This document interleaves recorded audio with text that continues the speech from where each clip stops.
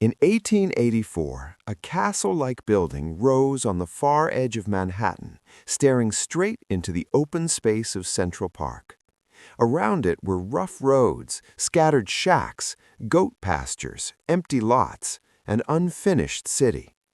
Critics looked at the massive walls and the sharp roof lines and said the same thing: this is madness. They called it a rich man's joke, a vanity project, a building so far from real New York that it might as well belong to the western frontier, and the insult that stuck became its nickname, Clark's Folly. But here's what made that insult dangerous.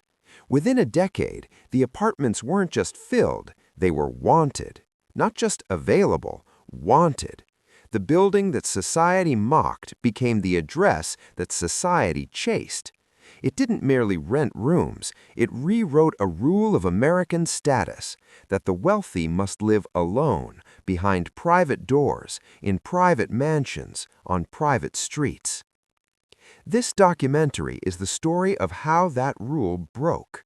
Because this building wasn't built by an old aristocrat with inherited land. It was built by money that came from needles and thread, from mass production and marketing. Money made by two men who couldn't have been more different. One of them was pure chaos, charming, reckless, scandalous, and impossible to control. The other was the opposite, disciplined, cautious, and obsessed with systems. Together, their fortune created the first luxury apartment building in America, the Dakota, and changed what elite living looked like, not just in New York, but everywhere. And by the end, this same building would carry a second identity, a place of celebrity, privacy, myth, and tragedy, staring at a memorial across the park like a silent witness. So let's start where the money started, before the architecture, before the prestige, back when a new machine began pulling the future into the living room. Two men are born in the same year, 1811, and somehow end up creating one of the most influential fortunes of the 19th century. The first is Isaac Merritt Singer, tall, magnetic, theatrical. He wants to be famous, and if fame won't arrive, he'll improvise a life that feels like fame. He moves like a traveling storm, chasing applause, chasing romance, chasing attention. The second is Edward Clark, trained, careful, built for contracts and ledgers. Where Singer breaks things, Clark builds structures that survive being broken. They collide because Singer invents something powerful, but he doesn't understand the world that turns inventions into empires. He can build the machine, he can sell the dream, but he cannot build the business. Clark can. This partnership is what makes the sewing machine explode into a household standard. And that matters because the sewing machine isn't just a product, it's a revolution. It transforms time, it transforms labor, it transforms the economics of clothing itself. But the fortune doesn't grow cleanly, it grows with tension. Because Singer is not a man who lives inside boundaries, legal or personal. He builds a public empire and a private mess. The company grows, the scandal grows, and eventually the scandal becomes so loud it threatens to swallow the brand. This is where Clark's personality becomes the difference between a fortune that dies in gossip and a fortune that outlives its own chaos. And when the dust settles, Clark is left holding something rare, enormous wealth, enormous influence, and a late-life vision he's willing to gamble everything on. Not another machine, a building. And not just any building, an apartment building for the rich, in a city where the rich refuse to live in apartments. Singer's story reads like a novel written by someone who refuses to slow down. He starts with almost nothing, little education, big ambition, and a taste for performance. He bounces through theater troupes, workshops, and odd jobs. But behind the acting is a real mechanical mind. He can look at a device and see a cleaner solution. Then comes the moment that changes everything. He studies a sewing machine and realizes it can be faster, smoother, and more practical. The breakthrough isn't just a better machine, it's a machine designed for real life, continuous stitching, curves, control. A patent follows, money follows, demand follows. And then Clark adds the weapon that turns demand into domination, marketing that matches reality. Sewing machines are expensive. For many families, it's an impossible purchase. So Clark helps popularize a new idea, installment payments. Not pay the full price today, but pay over time. It's a psychological unlock. Suddenly, the machine is not luxury, it's attainable. Sales surge. The company grows into a monster. Meanwhile, Singer's personal life becomes a public explosion. Multiple families, overlapping relationships, children across households, secrets stacked on secrets until the arrangement collapses into headlines. The kind of scandal that can poison a brand in an era obsessed with respectability. Singer leaves, the company remains. And the more Singer fades into distance, the more Clark becomes the adult in the room, the one who stabilizes the empire, the one who turns chaos into something that can last. Eventually, Singer dies wealthy, but it's Clark, the structured one, who effectively controls what the fortune becomes next. And what Clark sees next is not thread, it's land. To understand why the Dakota was revolutionary, you have to understand what the word apartment meant in New York in the late 1800s. Apartments were associated with crowding, with tenements, with immigrants packed into narrow, airless rooms, with noise and compromise, with the working class making do. The wealthy didn't just prefer private homes, they believed private homes were proof of class. A mansion was not only comfort, it was status made physical. Your own entrance, your own staircase, your own servants, your own rules. You weren't sharing walls with strangers. You weren't sharing air. You weren't sharing anything.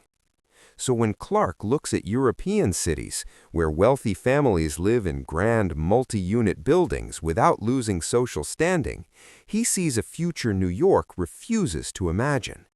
He sees that land values are rising, that maintaining a mansion is a burden, that a new kind of elite may want convenience without surrendering prestige. The trick is obvious and impossible at the same time.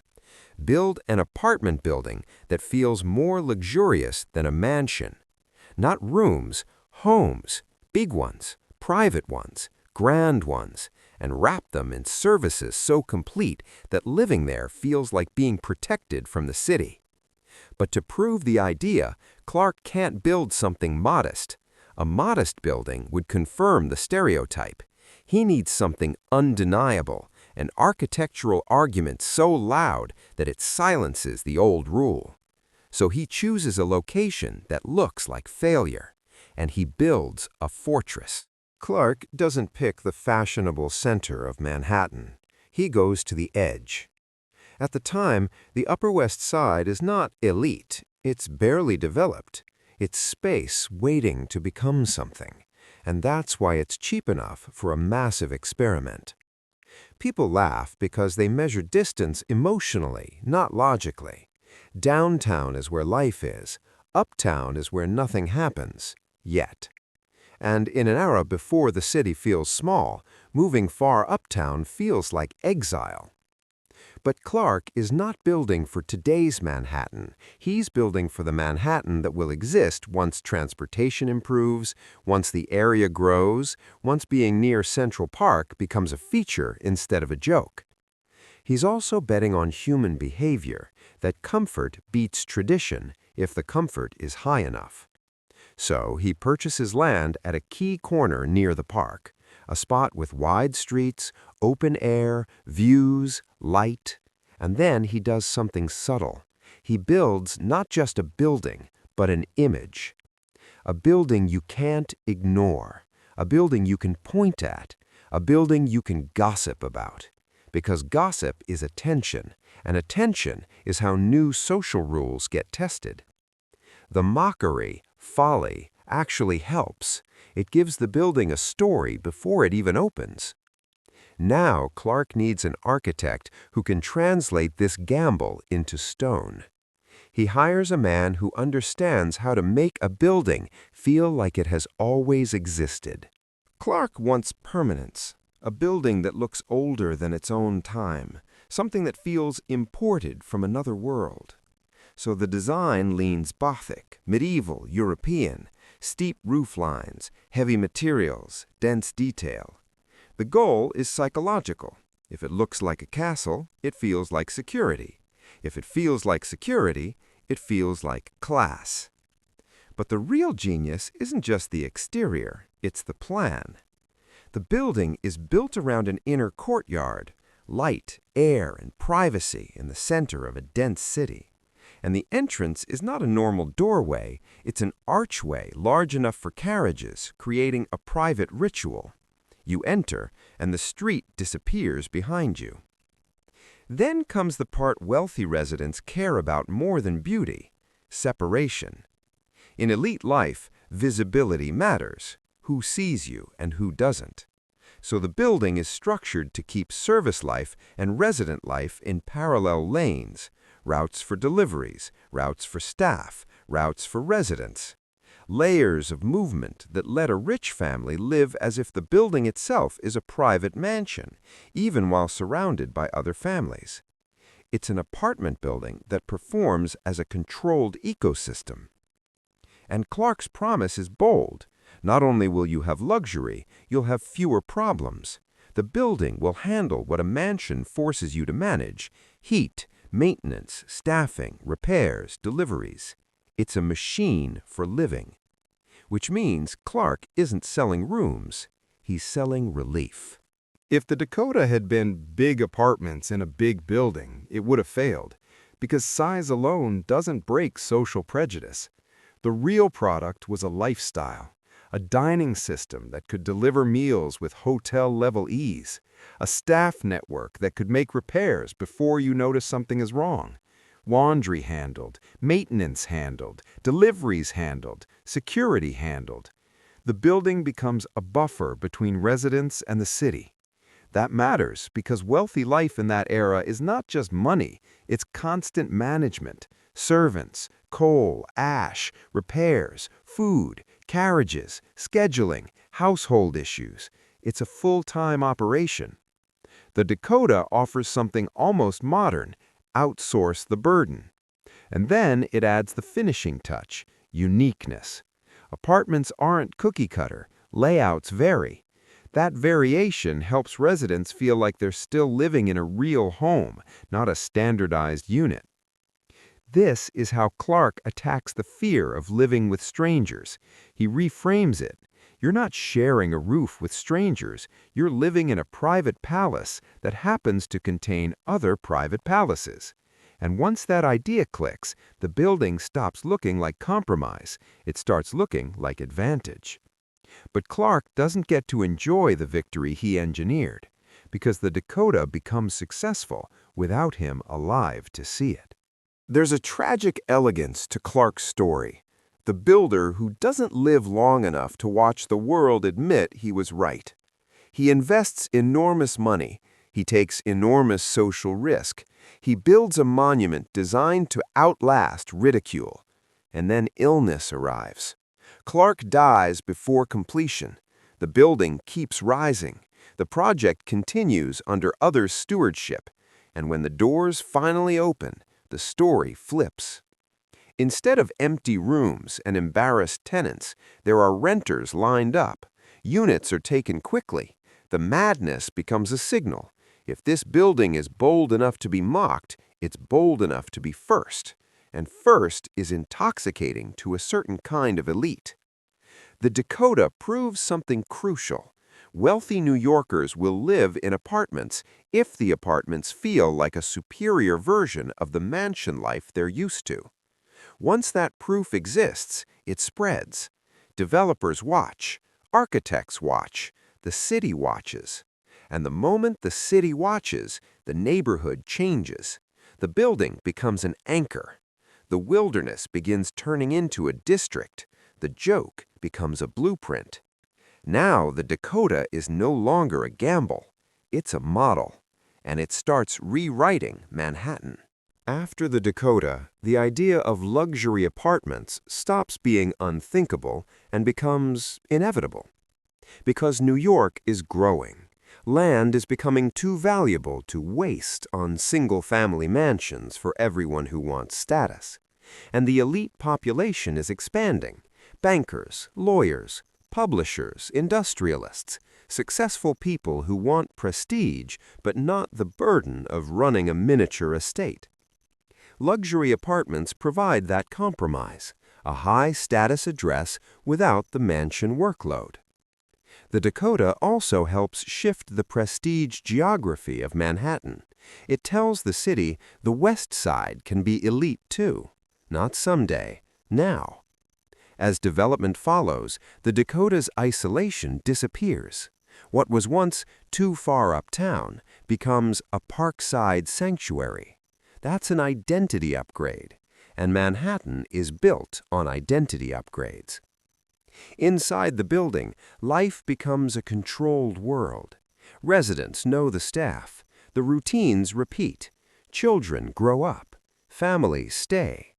The Dakota becomes less like a building and more like a village, one where the walls happen to be thick enough to keep everyone's secrets quiet. And that quiet becomes part of the brand, because the Dakota begins attracting a different kind of resident. People with something to protect. Wealth, yes, but also reputation. For decades, the Dakota develops an unusual reputation. It's elite, but not chaotic. Grand, but discreet. That's partly because ownership remains consistent for a long time, and consistent ownership means consistent culture. Tenants are not just buyers, they're selected in a soft social way through norms and expectations. Over time, the Dakota becomes known for something beyond architecture. It holds its identity. It doesn't get cheap. It doesn't get messy. It doesn't turn into a spectacle. And because it's quiet, it becomes attractive to people whose lives are loud. Artists, writers, performers, creators. The Dakota is large enough to feel like privacy, even when you're famous. The building is older than modern celebrity culture, so it isn't designed to show off to cameras. It's designed to protect the inside from the outside. That's a rare quality in New York. As the 20th century moves forward, the Dakota becomes one of those New York places that gains a second life, not just real estate, but mythology, the kind of building you point to and say, that's New York. But mythology doesn't protect you from economics. And eventually, the Dakota faces a threat that has erased countless historic buildings: redevelopment. Mid-century New York is ruthless. Old buildings disappear, glass rises, the city reinvents itself again and again, and nostalgia rarely beats profit. The Dakota becomes vulnerable, not because people stop loving it, but because ownership changes hands and the math changes. A building like the Dakota is expensive to maintain, and if new owners look at it purely as a balance sheet, they see an opportunity. Replace it with something modern and denser, and the land prints money. Residents sense the danger before it becomes public. There's a particular kind of dread that spreads through a historic building when people hear the word developer. Because everyone in New York knows what comes next: eviction, demolition, and a new tower that looks like every other tower. So the tenants do something that turns them from residents into defenders. They organize, they negotiate, they raise money, they fight time itself, because developers win by moving fast before resistance forms. This is the point where the Dakota's identity shifts again, from a place that was built by one man's vision to a place saved by the people who lived inside it. And that rescue changes the Dakota forever. When tenants become owners, the building becomes a cooperative world. That means a gate doesn't just exist at the entrance, it exists in paperwork. A board, approval, rules. In most buildings, that's routine. In the Dakota, it becomes legendary. Because now the Dakota isn't only protected by architecture, it's protected by culture. A shared agreement. Privacy is the product. Discretion is the cost of entry. Around the same time, official preservation adds another layer of protection. Landmark status turns the building into a recognized part of the city's heritage. It can't be casually reshaped. It can't be casually erased. It becomes harder to kill. But landmarking also creates constraints. Repairs become expensive, restorations become complicated, and the building must remain itself, even as the city becomes something else. So the Dakota becomes a paradox, a living building frozen in an older identity, operated by modern rules. And this paradox feeds the mythology. The Dakota becomes not for everyone. Not because the apartments aren't beautiful, but because the building is guarding something rare, a world inside the world. And then Hollywood arrives and spreads that mythology globally. There's a moment when a building stops being an address and becomes an image. The Dakota reaches that moment when film uses its exterior like a face. The camera loves the Dakota because it already looks like story. It has shadow, weight, texture, mystery. It looks like it has witnessed things. When the building becomes associated with a major film, it gains a new kind of fame, symbolic fame. The Dakota isn't just a luxury building. It becomes that building, the one people recognize, the one tourists stare at, the one that carries an atmosphere even from across the street. This matters because the Dakota was built to make a social argument about elite living. Cinema adds a second argument. The Dakota feels like a place where extraordinary events belong. That doesn't mean the building is dark. It means it's dramatic. And drama is what fame attaches to. Now the Dakota isn't only a monument to the Gilded Age, it's a stage. And stages attract performers, which pulls the Dakota into its next identity, the celebrity building. Fame has a strange need. It wants attention, but it also fears attention. A modern luxury building can be bright and open, but openness is vulnerability. Glass lets light in, and eyes in, too. The Dakota is the opposite. Thick walls, heavy doors, controlled entrances, a feeling that the building can swallow noise. For artists, that's gold. For musicians, it's freedom. For writers, it's oxygen. And the Dakota isn't only quiet, it's prestigious in a way that doesn't scream. It doesn't show off with modern sparkle. It shows off with permanence. The kind of prestige that suggests you belong not because you are loud, but because you are established. That's why, over the decades, the Dakota becomes a home for creative power. The building's identity evolves into something like a private museum you can live inside. But celebrity always brings risk. Fans gather, tourists gather, rumors spread. And then the building becomes attached to a moment that freezes it permanently in global memory. A winter night, an archway, a loss the world still mourns. When John Lennon and Yoko Ono move into the Dakota, the building gains a new level of attention. But what's surprising is how quiet their life becomes inside those walls. The Dakota offers something they can't buy elsewhere. A sense that the city is outside, but not inside. They raise a family, they retreat, they create routines. The building becomes not a celebrity showpiece, but a shelter. Then, after years away from the spotlight, music returns, energy returns, plans return. The future starts to sound possible again. And that's what makes the ending so painful. On a December night in 1980, Lenin is killed outside the Dakota. The world doesn't just lose an icon, the building itself becomes part of the story. Its archway, its entrance, its sidewalk. A location becomes a symbol. After that, the Dakota is no longer only associated with the Gilded Age or elite living or architecture. It becomes associated with mourning. And across the park, the city answers mourning with something living, a memorial you can walk through. Across Central Park West, a space in the park becomes a gathering point. Strawberry Fields. It isn't a statue, it isn't a towering monument. It's a living memorial.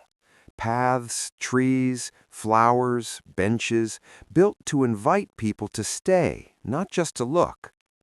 At its center is a simple word that becomes a ritual for visitors. Imagine. People come from all over the world. They bring flowers, they sing softly, they sit with strangers who feel like friends for a moment. And the Dakota stands across the street like a silent witness. Two forms of memory facing each other, one built for elite privacy, the other built for public grief. This is what's strange about the Dakota. It was created to redefine how rich people live, but history forces it to carry more than wealth. It carries emotion, it carries myth. And because it carries myth, it becomes one of the most selective and watched addresses in New York, an exclusive place surrounded by a public audience, a fortress with tourists outside, a private home inside a global story. The Dakota endures because it was built on two truths that never go out of date. First, status changes shape, but it never disappears. The elite will always want spaces that feel different from the street, safer, quieter, more controlled, more theirs. Second, cities evolve, and whoever builds for the next version of a city often looks foolish to the present version. Clark was mocked because he built for a Manhattan that didn't exist yet, but he understood something basic. Central Park would become priceless, and living beside it would become a new form of aristocracy. The Dakota proved that luxury can be shared without feeling reduced if the experience is designed with precision. It created a model that spread across American cities: doorman buildings, concierge life, services layered into daily routine, privacy engineered into density. And then history added its own layers: cinema, celebrities, tragedy, memorial. The building became more than architecture. It became a character in the city's story. That's why people still stop on the sidewalk and stare up. They aren't just looking at brick and stone. They're looking at a moment when New York decided what elite living could become, and at a place that kept its identity while the entire city transformed around it. A fortress that started as an insult and ended as a legend.